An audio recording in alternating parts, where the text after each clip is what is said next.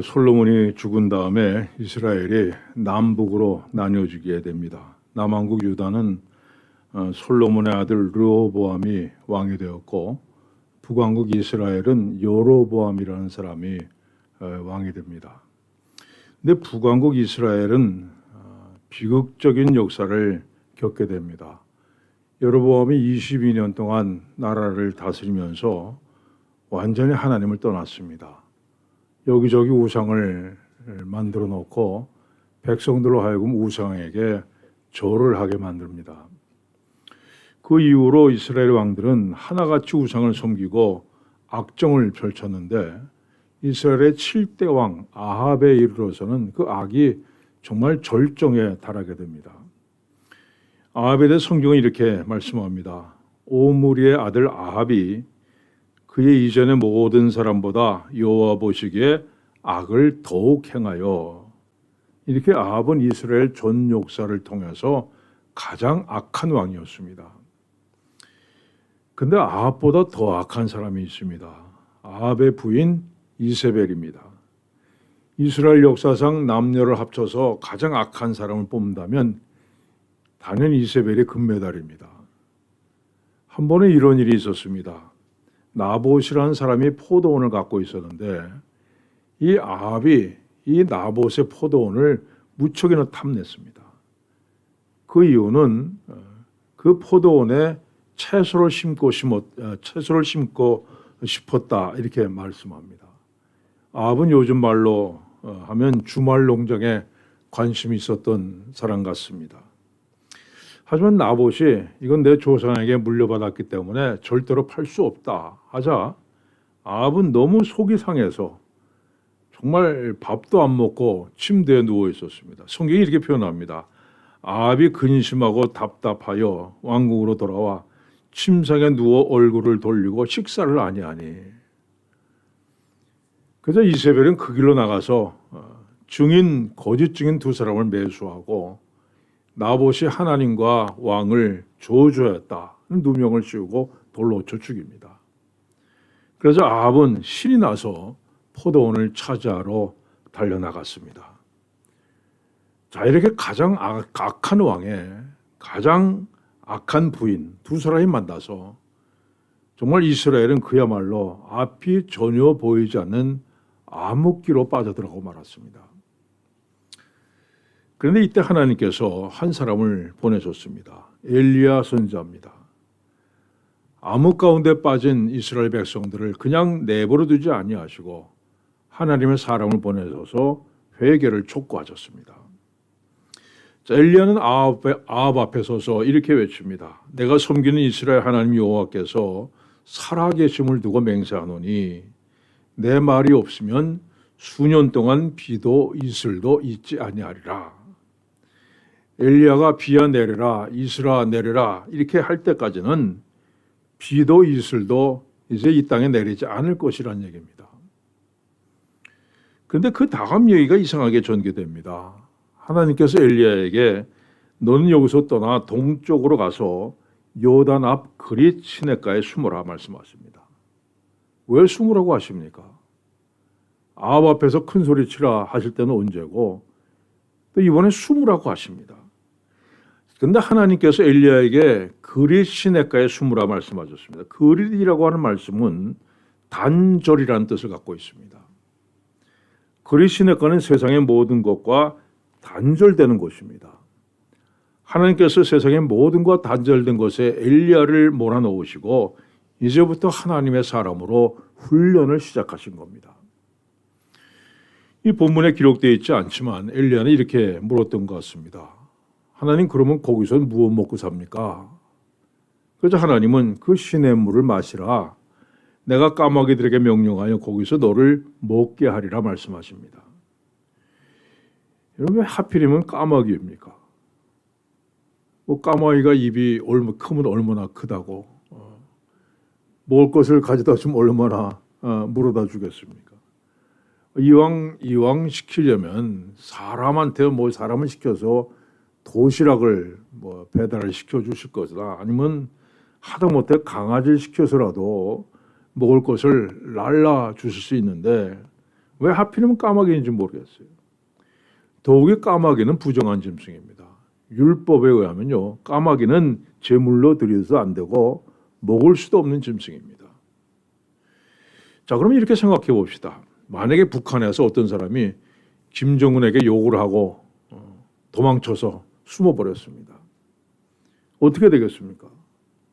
뭐 전국의 군인과 뭐 경찰, 인민보안성 다 동원해서 샅샅이 뒤져서 잡으러 갈 겁니다. 자, 그런데 매일 어떤 사람이 하루에 2번씩 도시락을 들고 산에 올라간다 생각해 보세요. 분명히 신고가 들어가겠죠. 근데 까마귀가 떡을 물고 날아가면 누가 쳐다봅니까? 더욱이 까마귀는 부정한 짐승 아닙니까? 아무도 관심을 가지지 않습니다. 여러분, 하나님이 정말 지혜롭습니다. 가장 안전한 방법으로 엘리야에게 먹을 것을 공급해 주셨습니다. 자, 그런데 여기서 다시 문제가 생깁니다. 땅에 비가 내리지 아니하므로 얼마 후에 그 시내가 마르니라. 가뭄이 들어서 시냇물이 점점 말라가고 있었습니다. 이때 엘리야의 심정을 한번 생각해 보십시오. 자, 하나님 말씀에 절대적으로 순종했습니다. 아합에 가서 외치라 해서 외쳤습니다. 그리 시냇가로 가서 숨으라 해서 숨었습니다. 그러면 적어도 하나님께서 이 시냇물은 마르지 않게 해주셔야 되는 거 아닙니까? 엘리야는 내가 하나님 말씀대로 순종한 결과가 겨우 이건가? 여기서 이렇게 목말라 죽는 것으로 내 인생 끝나는가? 별의별 생각이 다 들었을 거예요. 여러분 아시는 대로 저는 토요일에 설교 준비합니다. 어떤 분은 뭐 월요일부터 뭐 일주일 내내 준비한다고 하는데 저는 잘 되질 않아요. 그래도 뭐 어떤 우리 선배 목사님은 새벽 4시에 주일날 새벽 4시에 설교 준비하신다니까 저는 그래도 토요일 하니까 양반이죠. 사람은 그저 자기 생긴 대로 살아야 편합니다. 그래서 그런지 가끔 이런 꿈을 꿉니다. 꿈에서 교회에 앉아 있는데 예배 시간이 됐어요. 예배를 들어가려고 하니까 설교 준비가 안 된 거예요. 지금 예배 시간은 다 돼가는데 올라가야 되는데 이거 어떤 본문으로 내가 설교를 해야 되나 성경책 뒤적이다가 꿈을 깹니다. 깨보면 식은땀이 나 있죠. 여러분 생각에 목사가 뭐 입만 열면 설교 나온다 생각하는데 사실 설교 준비하는 게 참 어렵습니다. 자, 하나님께 성경 말씀을 통해서 제게 주시는 은혜가 참 크죠. 성경 말씀을 읽을 때 말이죠. 어떤 구절에서는 정말 뭐라 말로 표현할 수 없는 그런 감동이 솟아납니다. 근데 그걸 말로 표현하는 것은 참 어렵습니다. 언어의 한계를 느끼죠. 어려운 단어를 쓰면 또 무슨 소리인지 모르는 분이 계실까? 또 너무 기독교적인 용어 쓰면은 교회 다닌 지 얼마 안 된 분들은 못 알아들 것 같고 이해를 돕기 위해서 다른 얘기하면 또 주제를 놓칠 것 같고 너무 또 오래 하면 또 주무실 것 같고 하여튼 목사가 된 지 40년 다 돼가는데 제가 아직까지도 설교 준비가 어렵습니다. 그래서 하루에 설교를 3편 쓸 때도 있어요. 아침부터 준비하다가 마음에 들지 않으면 그 한 권사님한테 설교 제목 바뀌었다고 해서 또 다시 쓰기 시작합니다. 저녁까지 썼는데 또 아니에요. 또 지우고 밤 12시에 다시 서론부터 시작하죠. 자, 내일 아침에 예배가 시작되는데 이 밤 10시에 책상 앞에서 앉아서 처음부터 설교 작성하는 제 마음이 어떤가는 해본 사람만 알 수 있습니다. 아마 사업하는 분들도 어려울 때는 그런 기분이 들 거예요. 자, 시간은 정해져 있습니다. 근데 필요한 자금은 안 들어옵니다. 누가 도와줄 사람도 없습니다. 밤은 점점 깊어가고 정말 진퇴양난의 위기를 느끼실 겁니다. 그런가 하면 엘리야도 마찬가지입니다. 자, 시냇물은 점점 말라갑니다. 그런데 하나님께서는 지금 아직 아무 말씀이 없으십니다. 이제는 어떻게 해야 되는지. 그렇다고 밖으로 나가면 아합의 군사들에게 붙잡혀서 죽임을 당할 텐데 이러지도 못하고 저러지도 못하는 이 상황에 처하게 됐습니다. 자, 그런데 엘리야는 꼼짝 않고 그 자리에 있습니다. 하나님께서 떠나라고 하실 때까지 한 발자국도 움직이지 않습니다. 얼마 후에 그 시내가 마르니라. 시내가 완전히 말라붙어 버렸습니다. 한 방울의 물도 얻을 수 없었습니다. 그러나 엘리야는 그 자리에 그대로 앉아 있습니다. 여러분, 이게 믿음입니다. 우리가 하나님 말씀을 따릅니다 하면서도 내게 불리한 상황에 닥치면 그저 우왕좌왕 어쩔 줄 모르죠. 수단과 방법을 다 동원해서도 살 길을 찾아보려고 합니다. 그런데 엘리야는 움직이지 않았습니다. 자, 하나님께서 나를 이곳으로 가라고 하셨으니까 때가 되면 하나님께서 갈 길을 인도해 주실 것이다. 이 믿음 가지고 움직이지 않습니다. 믿음이라고 하는 것은 하나님의 지시 없이는 움직이지 않는 겁니다. 이스라엘 백성들은 광야 생활 40년 동안 불기둥, 구름기둥의 인도함을 받았습니다. 구름이 낮게 깔리면 그곳에 장막을 쳤고 구름이 떠올라서 기둥 모양이 되면 짐을 싸서 그 뒤를 따랐습니다. 그런데 때로는 한 달 동안, 때로는 1년 동안이나 구름이 떠오르지 않았습니다. 얼마나 답답겠어요. 어서 빨리 약속의 땅에 들어가서 정말 안정된 삶을 살고 싶은 그 소망이 강했을 겁니다. 그러나 그들은 구름이 떠오를 때까지 기다렸습니다. 하나님 인도하실 때까지 기다립니다. 그 결과 약속의 땅 가나안에 들어갈 수 있었습니다. 하나님께서는 이스라엘 백성들에게 하나님의 지시가 있을 때까지 기다리고 인내하는 것을 배우게 하셨습니다. 여러분, 오늘 여러분에게 위기가 다가옵니까? 시냇물이 점점 말라서 바닥을 드러내는 위기가 있습니까? 그럴 때 여러분의 생각, 여러분의 계획 다 내려놓으시기 바랍니다. 이건 내 힘으로 해결하겠다는 생각을 다 버리시기 바랍니다. 그리고 조용히 머리 숙여 하나님 앞에 인도해 달라고 간구하십시오. 하나님께서 반드시 선한 길로 인도해 주실 것을 믿습니다. 이렇게 하나님의 인도하심을 바라는 엘리야에게 드디어 하나님의 음성이 들려왔습니다. 너는 일어나 시돈에 속한 사르밧으로 가서 거기 머물라. 내가 그곳 과부에게 명령하여 내게 음식을 주게 하셨느니라. 자, 이 말씀을 듣는 엘리야는요, 정말 마음이 복잡했을 겁니다. 첫째로 시돈은 이세벨의 고향입니다. 시돈 사람의 왕 엣바알의 딸 이세벨을 아내로 삼고 했습니다. 이세벨은 시돈을 다스리던 왕의 딸입니다. 그러니까 이스라엘 땅에는 엘리야를 보고도 신고하지 않고 넘어가는 사람이 있을 수 있지만 시돈은 엘리야가 눈에 띄면 바로 신고가 들어갑니다. 하나님께서 엘리야를 호랑이 굴로 보내셨습니다. 두 번째로 시돈은 바알의 소굴입니다. 이세벨의 아버지는 원래 바알 신의 제사장이었습니다. 근데 제사장이 반란을 일으켜서 시돈의 왕이 된 겁니다.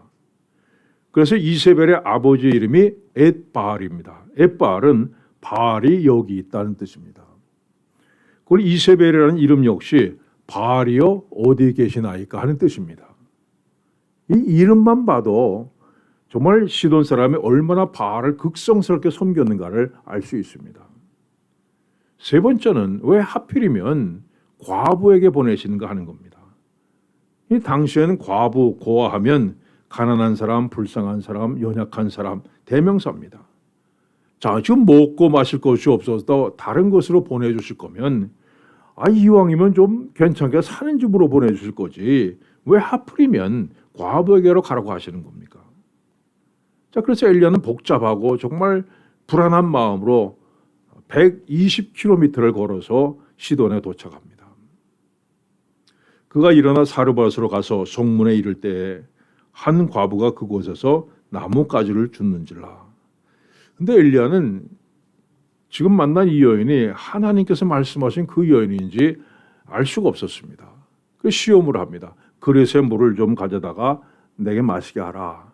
네 손에 떡 한 조각을 내게 가져오라. 극심한 가뭄이 들어서 물도 부족하고 음식도 부족한 때입니다.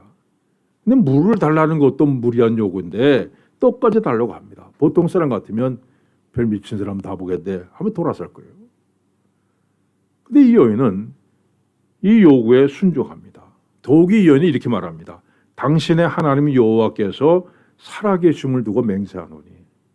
자, 시돈은 모두 바알 우상을 섬기는 지역입니다. 그런데 이 여인은 하나님 살아계심을 두고 맹세합니다.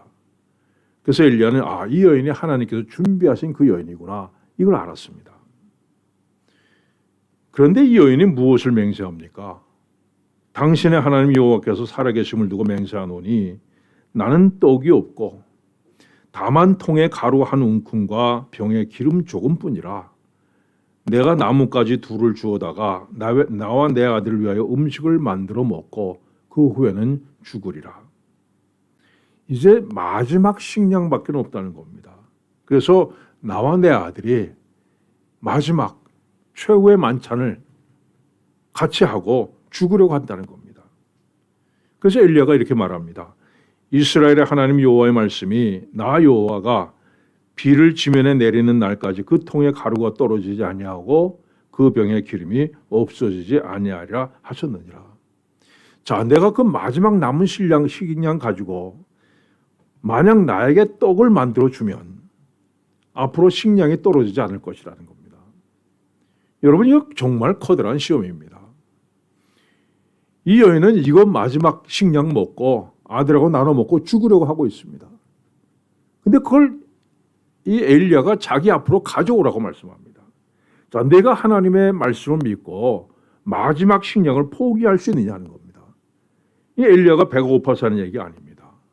자, 내가 하나님의 말씀을 믿는다면, 하나님께서 이렇게 말씀하셨는데 내가 이걸 믿는다면 그 믿음의 증거를 보이라는 겁니다.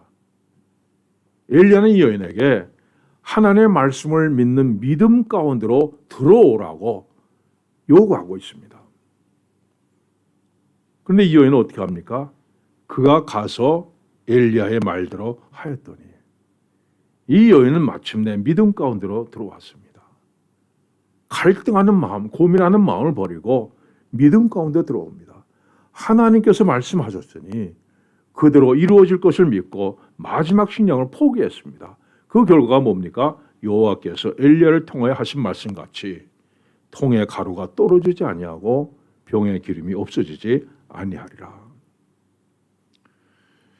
여러분, 하나님께서 처음부터 엘리야를 풍족한 곳으로 인도하지 않으셨습니다. 이왕이면 물이 넘쳐흐르는 강물이라든가 끊임없이 솟아나는 샘물 가운데로 인도하지 않으셨습니다. 그저 가뭄이 들면 말라버리는 자그마한 시냇가로 인도하셨습니다. 더욱이 까마귀가 물어다주는 음식이나 아니면 살 수 없는 황량한 곳으로, 아무것도 없는 곳으로 인도하셨습니다. 하나님께서 처음부터 엘리야를 풍족한 곳이 아니라 겨우겨우 먹고 사는 곳, 그곳으로 인도하셨습니다. 그 이유가 뭡니까? 하나님만 의지하는 것을 배우게 하기 위한 것입니다. 하나님을 의지하지 않고는 하루도 살아갈 수 없는 것을 배우게 하셨습니다. 풍족한 가운데서가 아니라 모자람 가운데서 하나님의 사람으로 훈련받았습니다. 그리고 1차 훈련이 끝나자 이제 하나님께서 엘리야를 사르밧 과부에게 인도하셨습니다. 가난한 과부가 가지고 있던 한 줌의 가루, 한 병의 기름이 떨어지지 않게 하셔서 엘리야를 먹여 살리셨습니다. 여러분, 가루통, 기름통 결코 크지 않습니다. 그저 하루 먹을 만큼만 넣어둘 수 있는 것입니다. 그런데 하나님께서 매일 새롭게 가루와 기름을 채우셨습니다. 엘리야는 이렇게 3년을 살았습니다. 하나님께서 엘리야를 오직 하나님만 의지하는 훈련을 하게 하셨습니다. 그리고 3년이 지나서 하나님께서 엘리야를 다시 아합 앞에 세우십니다.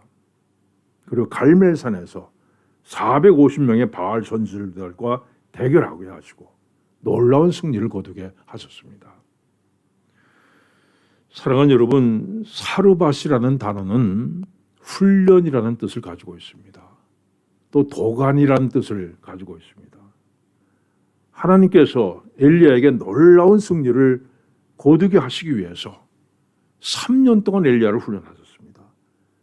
넉넉하지 못하고 모자라는 가운데 오직 하나님만 의지하는 이 훈련을 하셨습니다. 오늘 우리도 여러 가지로 모자라는 이 시대를 살고 있습니다. 그러나 모자란다는 것이 꼭 나쁜 것만은 아닙니다. 오히려 모자람 때문에 하나님을 의지하고 모자람 때문에 하나님 앞에 엎드리는 훈련을 할 수 있습니다. 모자람을 통해서 하나님의 사람으로 훈련받는 이 은혜를 누릴 수 있는 여러분들 되시길 바랍니다. 기도하겠습니다. 하나님 아버지, 이 코로나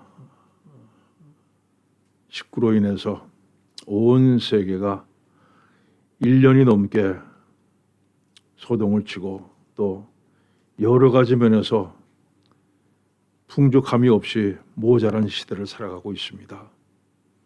그러나 가만 생각해 보면 모자람 역시 하나님께서 우리에게 주시는 축복이요, 우리에게 주시는 은혜인 것을 깨닫습니다. 모자람을 통해서 더욱더 하나님을 의지하게 하시고 지금까지 사람을 의지하며 살던 이 생각들 다 버리게 하시고 하나님 앞에 더 가까이 나아가 간구하게 하심을 감사드립니다. 하나님 아버지, 엘리야가 훈련이 끝나고 다시 한번 서서 위대한 승리를 거둔 것처럼 우리에게도 이 훈련이 끝나면 하나님 큰 일을 맡겨주실 것을 믿습니다. 이 훈련이 마치는 날 저희들이 이 교회가 든든히 서서 하나님께서 감당하신 일을 감당하는, 놀랍게 감당해내가는 우리 교회가 되게 하여 주시옵소서. 예수님의 이름으로 기도하옵나이다. 아멘.